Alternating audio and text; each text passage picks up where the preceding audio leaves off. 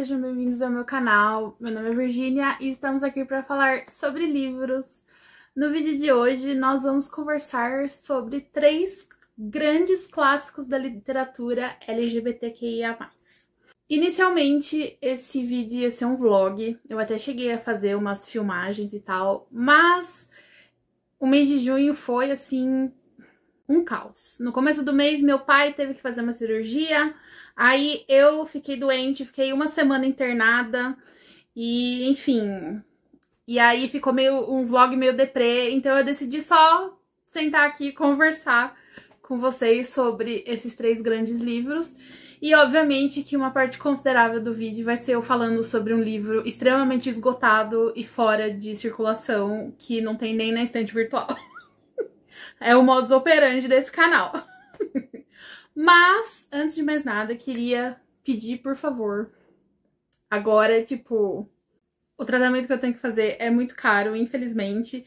Então, eu gostaria de pedir a gentileza de vocês, por favor, no Prime Day agora que tá chegando, usem meus links da Amazon. Vocês não precisam gastar mais nada, só utilizar os links, tá sempre aqui embaixo no box de descrição. E, assim, vai ajudar muito. E também que vocês ajudem a divulgar meu trabalho, tanto aqui quanto na Saboaria, na Alquimista. Eu vou deixar todas as informações aqui também. Eu nem me sinto confortável falando isso, mas assim, eu realmente preciso da ajuda de vocês. Mas vamos começar com coisa boa antes. Eu recebi um pacote de uma editora que entrou em contato comigo. Uma editora nova que entrou em contato comigo para que ela queria mandar alguns livros lançamento e eu fiquei muito feliz. A editora Seiva. Eu tô com dificuldade de enxergar e eu tô com esse óculos emprestado de um adolescente para conseguir ler. Seiva. Recebi um chaveirinho aqui. Gente, eu adoro esse chaveiro antigo, anos 90, tá com tudo.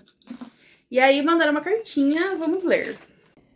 Meu Deus! Gente, a Seiva é do Lameira, do Daniel Lameira, querido! Ah, meu Deus!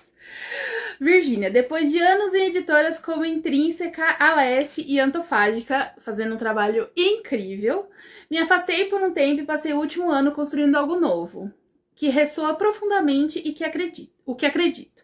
E é com algum frio na barriga, mas com bastante animação, que quero te apresentar minha nova empreitada, ao lado de Adriano Fromer, a Seiva.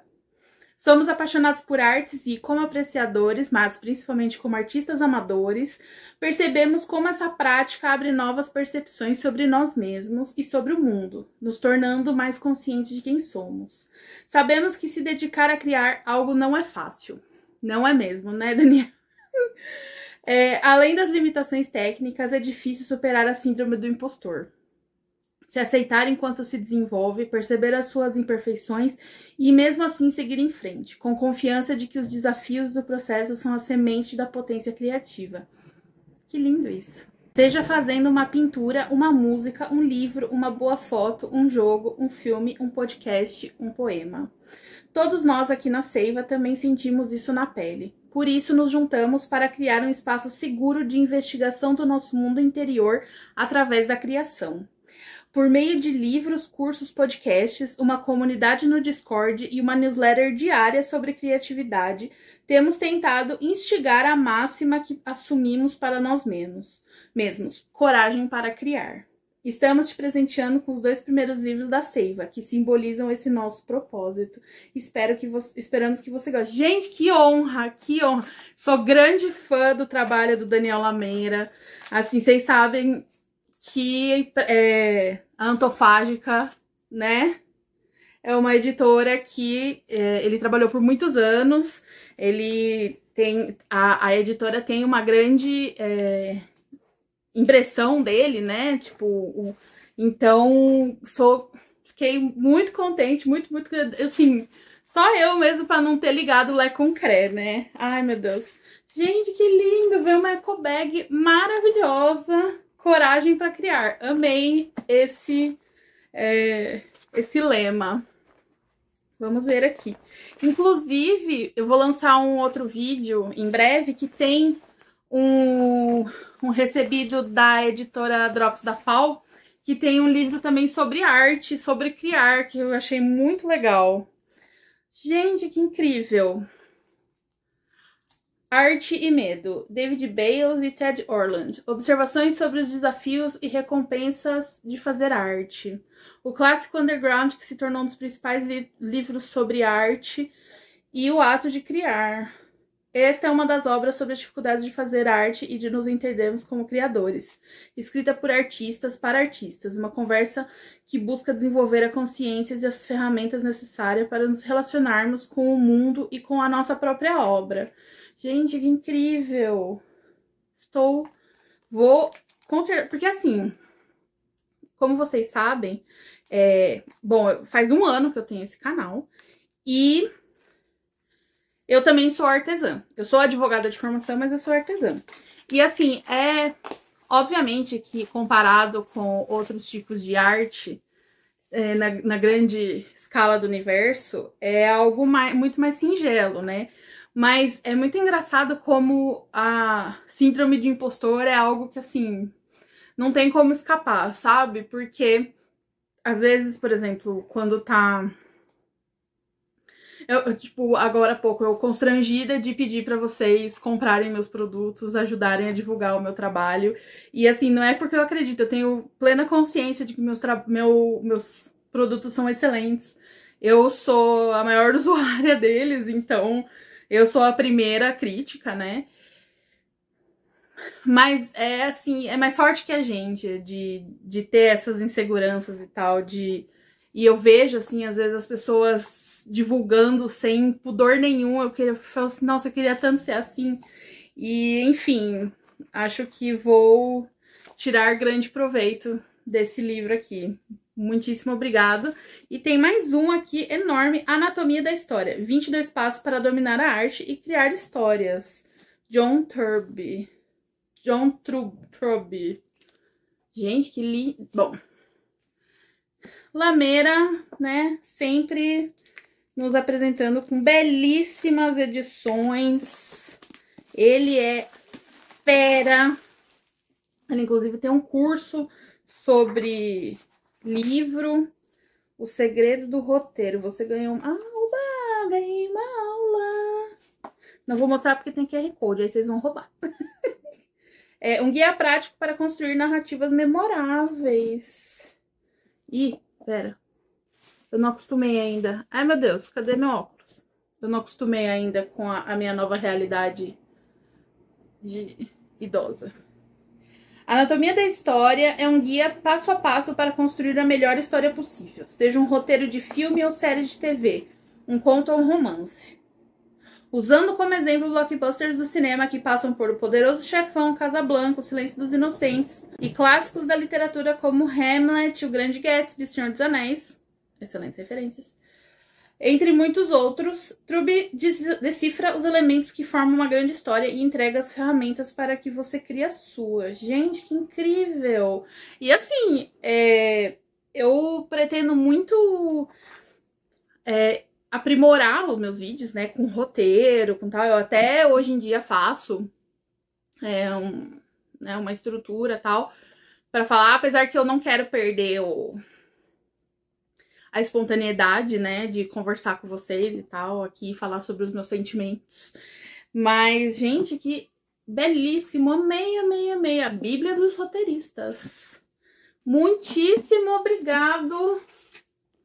Muito, muito, muito obrigado. O link das informações estarão aqui no box. E, assim, desejo muito sucesso nessa nova empreitada. E é isso. Muito obrigada pela confiança. Bom, vamos falar sobre livros agora. Então, eu queria ter feito vários recursos visuais de livros clássicos LGBTQIA+, porque ainda a gente, além de serem pouquíssimos, raríssimos os clássicos, né, livros... antes dos anos 50, por exemplo, com temática LGBT, em sua vasta maioria são todos sobre gays, né? Homens cis. E com algumas exceções pontuais, né? Tipo The Well of Loneliness e tal, que eu também gostaria de ter lido, mas ainda não li porque era muito... Enfim, eu vou explicar ao longo do vídeo o que aconteceu. Aí eu comecei por um que eu queria ler há, tipo, muito tempo. Tem se tornado um dos meus autores favoritos. Já falei deles aqui, o E.M. Forster. E assim, gente, é um dos livros mais lindos que eu já li na minha vida. E eu sei que eu falo isso com frequência. Mas assim, a safra tá boa, entendeu? Tipo, é verdade o que eu estou falando. Atesto e dou fé. Nos vídeos passados, né, a minha amiga Joana, querida, me trouxe essa edição maravilhosa de romances encadernados do E.M. Forster. E tem aqui o Room with a View, tem How It Ends e Maurice. E assim, gente, a história desse livro. O E.M. Forster era gay. E ele escreveu esse livro entre 1913 e 1914. Numa época que, né, a homossexualidade era crime no Reino Unido. E ele guardou esse livro, esse romance, por 50 anos. E ele não autorizou que o romance fosse publicado. Ele deixou as 7 chaves e falou: esse livro só vai ser publicado depois da minha morte por conta do conteúdo. O conteúdo. Seguimos a história de Maurice. É um coming of age, é um romance de crescimento, né? Tipo, a gente acompanha a história do Maurice, começa ele no colégio, ele tá terminando o colégio, e ele tá indo pra universidade, e toda a descoberta relacionada à universidade e tal. E também em relação à sexualidade dele. Ele conhece o Clive, que eles se apaixonam e eles vivem uma história de amor. E esse livro, assim, o plot é relativamente simples. É a história dos dois. O classe, por conta da época, e é algo fundamental, assim, de discussão dentro desse livro. Porque o Clive, ele é de uma família tradicional, daquelas famílias que, tipo, tinham mansões no interior da Inglaterra. E o Maurice, não, ele era, tipo, seria equivalente ao da periferia, assim, do subúrbio de Londres. Então, as expectativas em relação à vida deles era muito distinta. O Clive tinha... esperavam que ele produzisse que ele casasse, que ele tivesse um herdeiro, que ele fosse atuar ou como advogado, ou como magistrado, ou em política. E o Maurice, como ele não era da alta sociedade, era esperado que ele trabalhasse com, sei lá, contador, ou outras... administrador de empresa, sei lá, profissões menos... seria, tipo, de menos valor na sociedade, valor intelectual, muitas aspas, né? Porque isso só no contexto, a gente sabe que grandes bostas ser advogado, né? Enfim. Vocês sabem que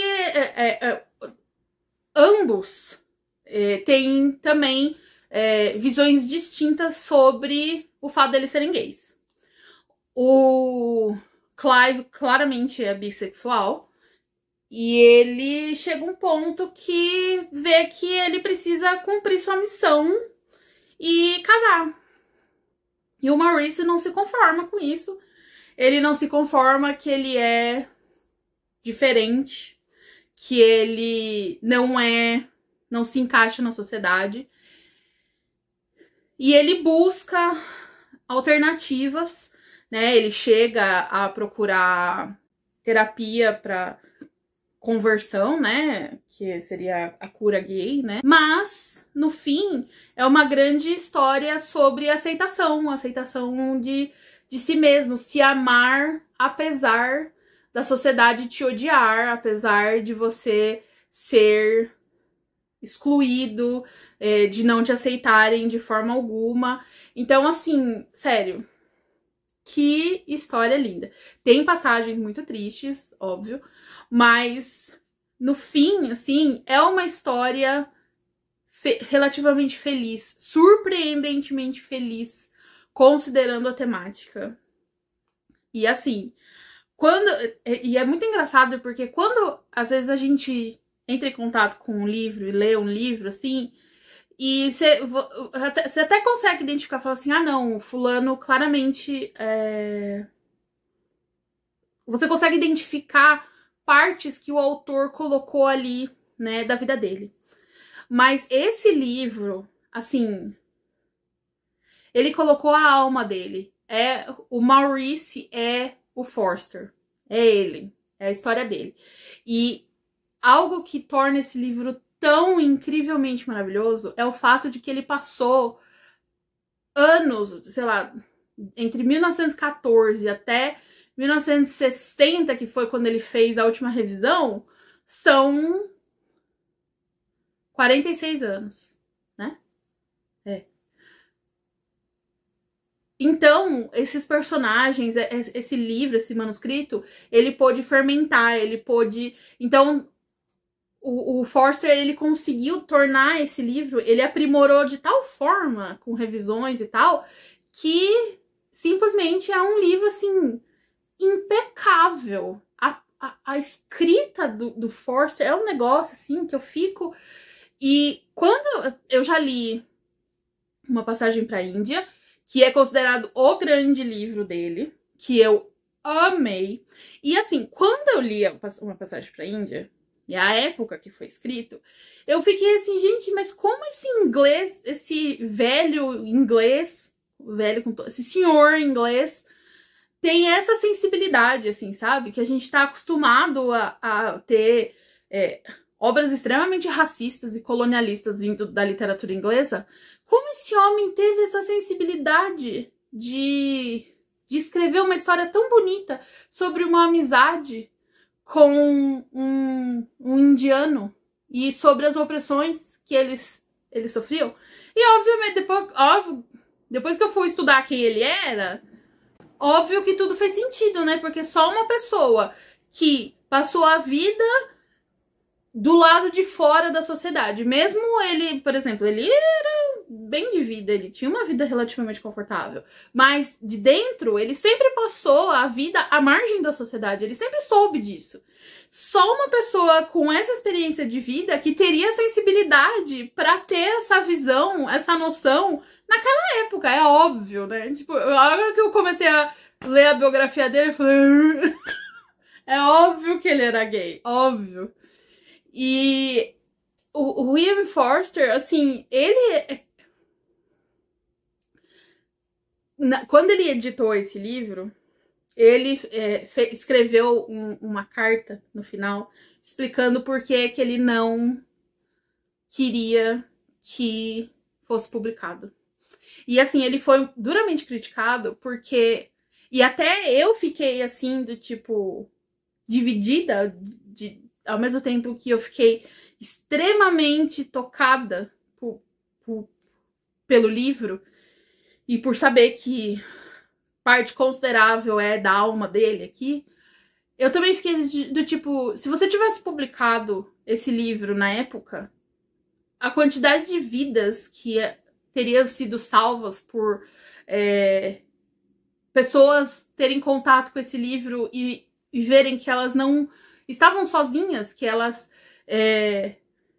não era tão diferente assim, que tinha pessoas como ela, que ela só precisava encontrar essas pessoas e formar sua comunidade e seu meio de confiança em que elas pudessem ser elas mesmas. E...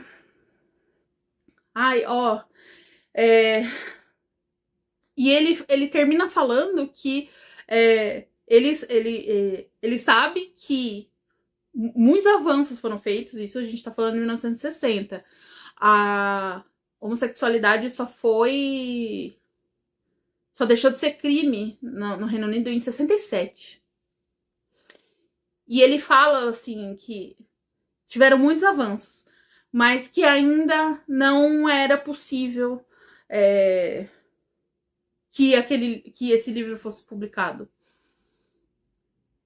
E, ai, gente, E assim, ele até teve vários romances. Ele escrevia... ele mantinha um diário em que ele escrevia sobre a vida dele. Ele sofreu muito por ser gay, muito. E ele demorou pra experimentar sexo e tal com outro homem e tal.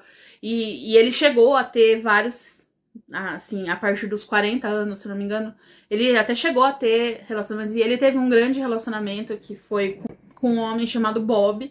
Só que o Bob também era aquela pessoa que não estava pronta para encarar a sociedade e eles viverem só eles. E no fim, ele era casado com uma mulher que permitia, assim, eles eram meio que um trisal ali. O Forster e ela se tornaram grandes amigos, inclusive foram eles que cuidaram do Forster até ele falecer. Ele, inclusive, faleceu nos braços da esposa do amante dele. Eu só consigo pensar assim que, tipo, Forster, você amaria discutir não monogamia no Twitter. E o último romance dele foi Uma Passagem pra Índia. E ele tava tão... E Uma Passagem pra Índia termina de uma forma que tem tudo a ver com o que ele escreveu na carta lá do livro. Que no final, o personagem pergunta assim, por que a gente não pode ser amigo, né?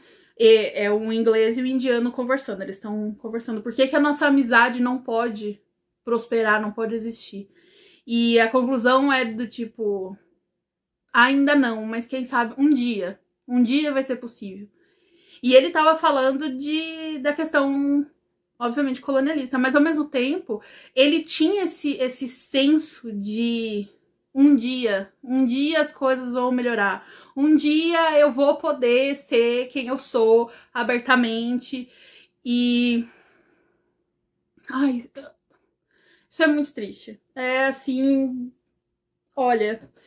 E o que me consola é que ele pôde... Pelo menos... Ele morreu em 70.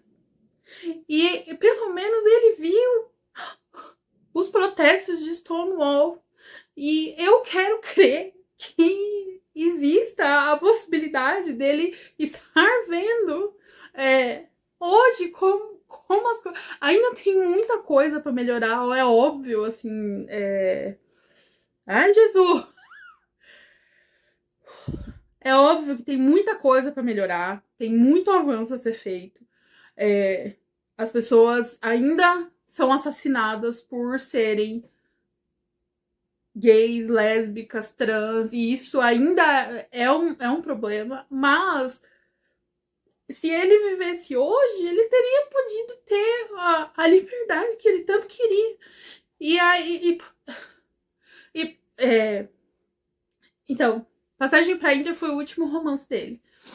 E ele tava tão frustrado com a heteronormatividade de romances, né? De escrever romances que tinham que terminar em casamento ou algo do tipo, que ele parou de escrever romance. Ele falou assim, eu não quero mais, eu não quero mais escrever romance. Ele era um dos maiores romancistas da época, e ele falou, eu não vou mais escrever romance porque eu não quero mais esse formato. Ele se frustrou, e aí ele passou a escrever contos. E ele fazia parte de um grupo que também tinha Virginia Woolf, e tinha outros escritores, e também muitos gays e lésbicas, escritores da época. E ele escrevia muito para esse grupo, e só essas pessoas liam os seus contos. E aí teve uma vez que ele queimou tudo. E aí eu fico, tipo... Tudo que a gente perde. Toda a arte que a gente perdeu por uma sociedade intolerante que não aceita as pessoas amarem quem elas querem, sabe? É assim, eu fiquei arrasada. Apesar de ser um livro lindo, é um livro de final feliz, eu juro pra vocês. Mas vendo a história dele, conhecendo a história dele, ai, gente, assim, enfim, sério, me ajudem a que esse livro seja traduzido ou republicado. As pessoas precisam ler esse livro. As pessoas precisam conhecer essa história. Obviamente que eu tô falando de um lugar de uma pessoa que é hétero, né? Que é... em relação a muita coisa eu não tenho lugar de fala. E eu me considero uma grande simpatizante, uma grande aliada, né? O S de GLS. E eu fico imaginando jovens, pessoas que ainda estão na dúvida, que estão com medo e tal, se esse livro chegasse nelas e elas conhecessem essa história de se aceitar e se amar. Ai, ó, esse livro precisa ser publicado, republicado. Editora Globo, pelo amor de Deus, faça alguma coisa. Ai. Enfim. Aí. Ai. Retoquei a maquiagem, porque, né? Meu Deus. Então, daí eu li o aclamadíssimo O Quarto de Giovanni, do James Baldwin. E eu acho que eu cometi um equívoco. Eu li no hospital. Então eu não estava na melhor, apesar de ter sido uma internação tranquila, né? Tranquila dentro da possibilidade. Eu não estava com cabeça para processar esse livro. A gente acompanha a história do David, que vai para Paris. E ele conhece o Giovanni, um garçom italiano. E eles começam um caso. O David tá ainda se descobrindo, né, gay. E aí ele tem esse tórrido romance com o Giovanni. E o Giovanni's Room, o quarto de Giovanni, é porque eles passam o maior tempo no quarto. Eles moram juntos nesse quarto. E em muitos aspectos, as coisas que acontecem com o quarto refletem o relacionamento deles. E assim, o livro é belíssimo. Assim, a escrita do James Baldwin é simplesmente maravilhosa. Eu amei a prosa, amei o estilo, mas é um livro triste. E talvez, acho que isso que tenha pegado, assim, um pouco. Eu fiquei muito, muito na bad, me deixou realmente muito na bad. Porque o David chega um ponto que ele precisa também cumprir suas funções, porque ele tá noivo e ele tem que lidar com isso. Mas ele ama o Giovanni e quando ele precisa, ele acaba largando o Giovanni pra ficar com a noiva dele, e é um momento muito pesado, assim. E o que acontece depois com o Giovanni, não vou dar spoiler aqui, realmente é bem triste. Tem também umas passagens que eu fiquei bem incomodada, assim, que obviamente não refletem a opinião do autor, né? A gente sabe disso, mas eram bem... O jeito que eles falavam de mulheres e tal, umas coisas bem misóginas, assim, eu fiquei bem... Não tava no clima pra esse livro, não deveria ter insistido. E assim, eu tenho certeza que se eu ler daqui um tempo, reler daqui uns anos, vai ser outra experiência, tenho certeza. Porque assim, eu consigo entender por que acham esse livro maravilhoso, eu consigo entender o valor dele, a importância dele e todos os adjetivos que usam, só não no momento não bateu comigo, assim, no momento que eu tava passando. Mas é uma história, assim, é um livro que eu uso pouquíssimas vezes essa expressão, porque eu não gosto, mas eu entendo quem fale que esse livro é um livro necessário e importante e que precisa ser lido, precisa ser difundido, porque, querendo ou não, muitas das reflexões assim que tem no livro acabam não são universais, mas também mostram uma visão muito particular assim da situação ali do que é ser um homem gay naquelas circunstâncias e até numa sociedade que era relativamente livre se comparadas com outras. Definitivamente quero ler mais livros do James Baldwin. Assim, a escrita dele é um negócio assim, de tipo, mesmo eu assim sofrendo em termos existenciais, eu falo, não, eu quero continuar lendo esse livro porque ele tá lindo, assim, escrito de uma forma maravilhosa. Então eu tenho certeza que eu vou amar qualquer outra coisa que ele escrever, porque é aquele escritor que tem o tinteiro de ouro, assim, escreve maravilhosamente bem, tal como o Ian Forster também, que, nossa, talvez eu esteja obcecada pelo Ian Forster, talvez. Talvez eu pretenda ler todos os livros dele nas próximas semanas, talvez.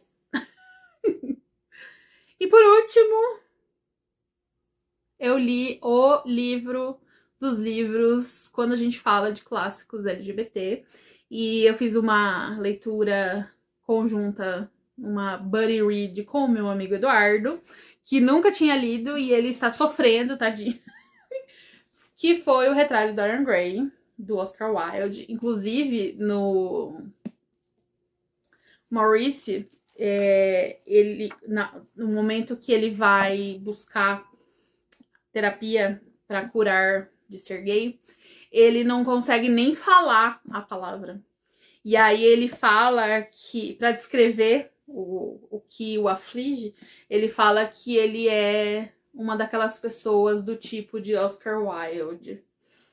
E, né, o queridíssimo fanfarrão icônico que só se fodeu por ser quem ele era, por ser gay, por ser abertamente gay.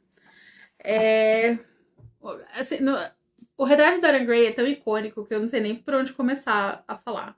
Mas, pra quem não conhece, o Retrato de Dorian Gray conta a história de Dorian Gray. Um homem belíssimo, belíssimo, que conhece um cínico horroroso chamado Harry. E o Harry, ele tem um amigo que é pintor, eu esqueci o nome dele. Mas enfim, esse pintor é obcecado pelo Dorian Gray. E ele tá pintando o retrato.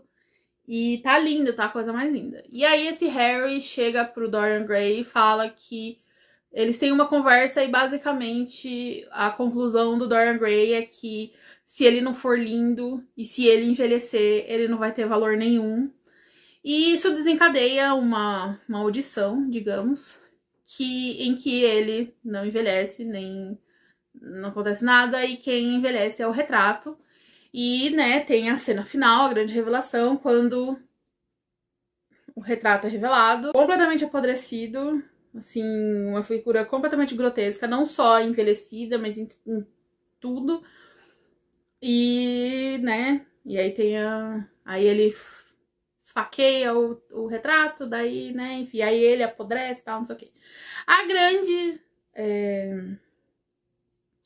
Primeiro, eu não lembrava também quanto comentário misógino tinha nesse livro. Eu fiquei do tipo... Então tá, né? Então tá. Mas, né, é um produto de sua época, né? E outra coisa que, assim... É inevitável não traçar um paralelo para você ver como os clássicos são clássicos porque eles são eternos e são questões que simplesmente vai entrar ano, sair ano, o ser humano ainda vai brigar com elas, que é a vaidade, né? Eu hoje quem está online, é impossível não chegar a você pessoas extremamente botocadas, com muito botox, muitos preenchimentos e essa busca incansável e incessante pela juventude eterna. A recusa em aceitar que estamos envelhecendo, que todos vamos envelhecer, que todos vamos morrer, que todos vamos ter rugas. E é engraçado que, assim, eu sinto que eu lido relativamente bem com o meu próprio envelhecimento. Já passei por coisas que, na minha idade, pessoas certamente não passaram, assim, de experiências de quase morte, já mais de uma vez e tal. E você enfrentar a sua própria mortalidade tão cedo não é fácil, né? Deixa traumas profundos. Mas ao mesmo tempo, acaba que do outro lado eu saio tão grata por estar aqui, por ter mais uma chance, por poder continuar e tal, que acaba que eu não me importo com cicatriz, com marcas e deterioração que o meu corpo tem. Mas foi muito engraçado que... Gente, por que eu tô tão chorona nesse vídeo, Jesus? No dia que eu fui pro hospital, eu fui por um problema e fiquei por outro, né? Mas eu tava indo enfrentando já um dos meus grandes medos, que é sangramento no nariz, né? Que eu tenho grandes questões porque foi uma experiência, eu acho que uma das experiências mais traumáticas da minha vida, quando eu tive uma epistaxe, e reviver isso, mesmo que de forma muito, muito menor, assim, de ter um pequeno sangramento no nariz perto do que eu já tive, foi um belo susto. E no mesmo dia eu tava na maca. Aí o meu namorado, assim, de pé do meu lado, ele... Nossa, você tá com fio de cabelo branco. Aí eu falei, meu Deus, a vida realmente vem a galope, né? E logo eu precisei passar a usar óculos, porque eu vi que eu tava, né? O bracinho tinha ficado curto. E... é difícil.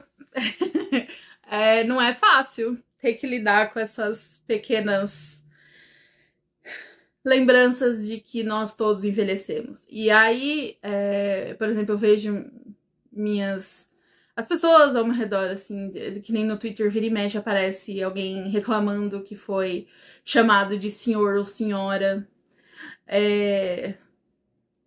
Essas pequenas coisas, assim, sabe? Que fazem parte da vida, que todo mundo vai passar. Eu, como advogada, eu sou senhora desde os meus 20 anos de idade, então não é algo que me incomoda.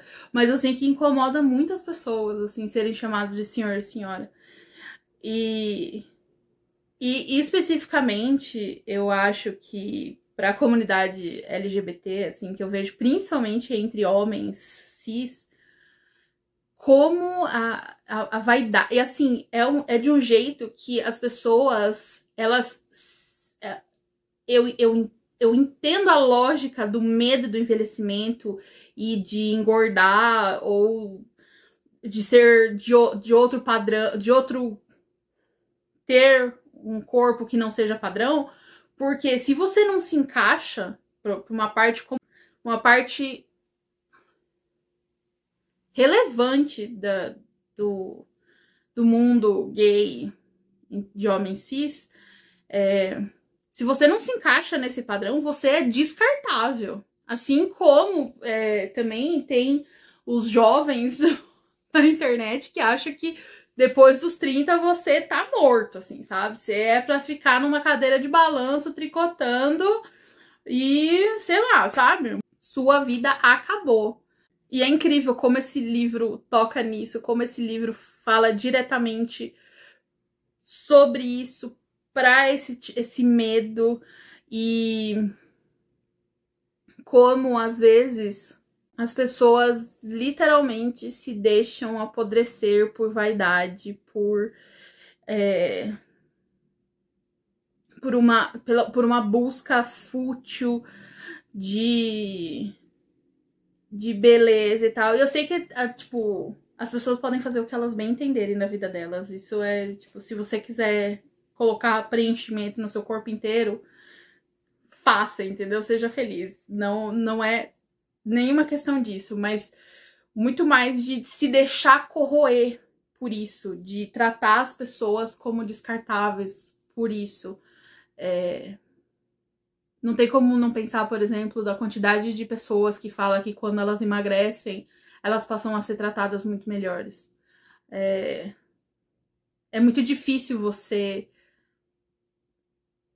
não entrar no ciclo destrutivo de busca de padrão quando a sociedade te odeia por isso, por você não ser padrão. E não há autoestima que sobreviva você ser odiado pela sociedade. Então, apesar de ter sido uma releitura, eu fiquei extremamente reflexiva sobre isso.